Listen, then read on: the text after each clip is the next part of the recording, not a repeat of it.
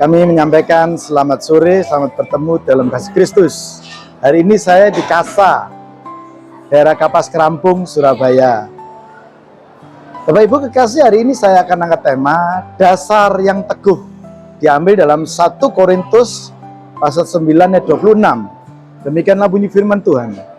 Sebab aku tidak berlari tanpa tujuan, dan aku bukan petinju yang sembarang saja memukul. Nah, kekasih dalam Tuhan, bagaimana kita memiliki dasar yang teguh? Nah, contohnya begini, di kota-kota sekarang banyak kafe-kafe, ada banyak restoran, ada banyak tempat-tempat makanan, minuman yang memanjakan kita. Ada 3 tipe pelanggan yang datang, Bapak Ibu. Yang pertama, orang yang datang melihat menu, tidak ada yang cocok, dan pergi keluar dan tak jadi makan. Sama halnya dengan gereja, juga ada tipe jemaat seperti ini yang datang nggak suka musiknya, liturgi, lalu ia keluar. Kemudian orang kedua yang datang dan cari menu yang paling gampang, praktis, cepat, gak pakai lama lagi.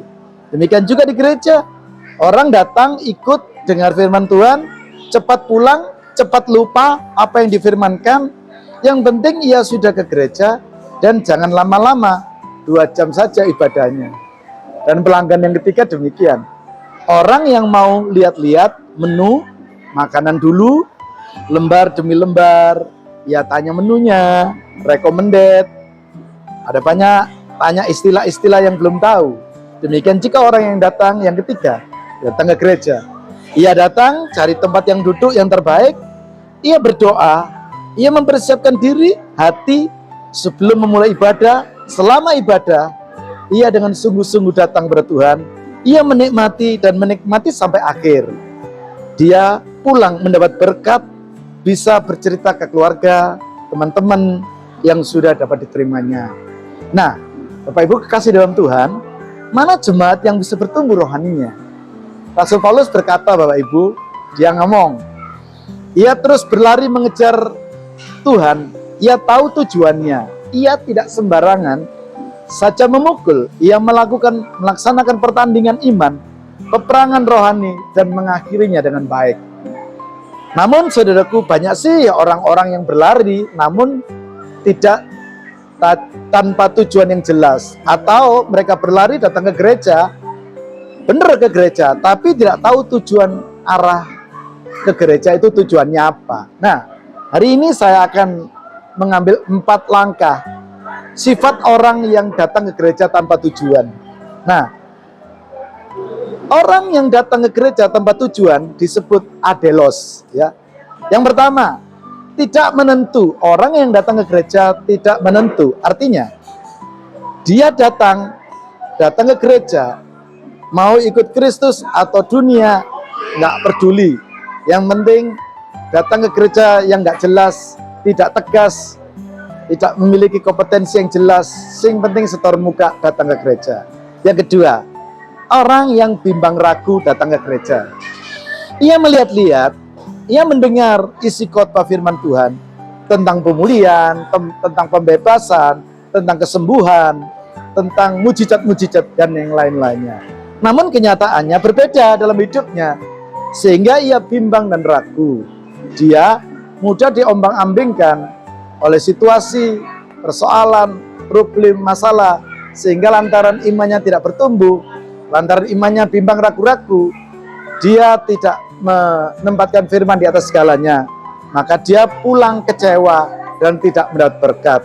Itu iman yang ragu-ragu. Yang ketiga, Bapak Ibu, datang ke gereja tapi samar-samar, artinya tidak jelas. Apa maksudnya datang ke gereja dengan samar-samar? Dia punya masalah yang tidak terselesaikan.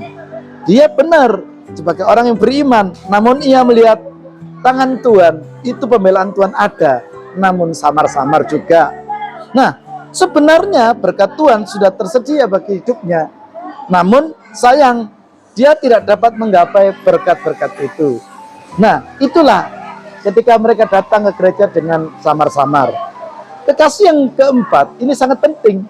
Orang yang datang ke gereja dengan kondisi yang goyah hatinya. Nah, Bapak Ibu, apa maksudnya?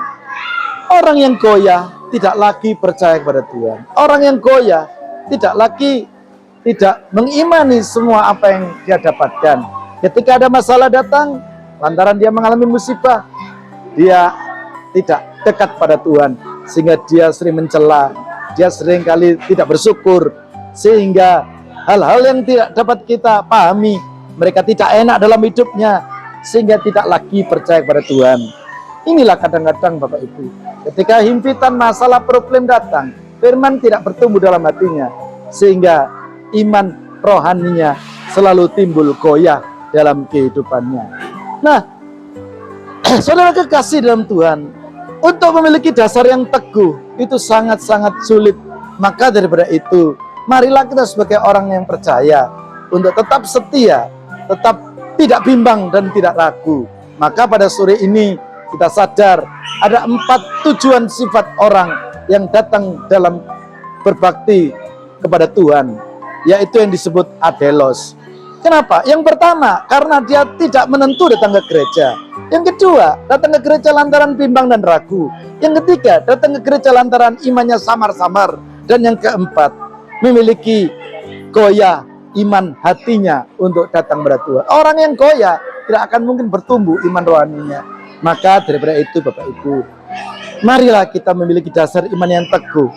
Datang pada Tuhan, baik kita boleh memahami arti bagaimana 3 tipe jemaat yang tadi sudah dinyatakan oleh Tuhan. Saya yakin kalau kita boleh datang menghampiri takhta Tuhan, kemuliaan Allah pasti senantiasa memberi harapan yang sempurna. Bapak Ibu kasih dalam Tuhan, marilah kita boleh belajar bersama-sama seperti Rasul Paulus. Biarlah kita akan berlari, tapi dengan tujuan yang jelas.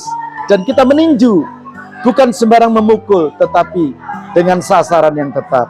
Dalam damai sukacita Allah, di dalam nama Tuhan Yesus Kristus, kami percaya kuasa Tuhan nyata. Haleluya. Amin.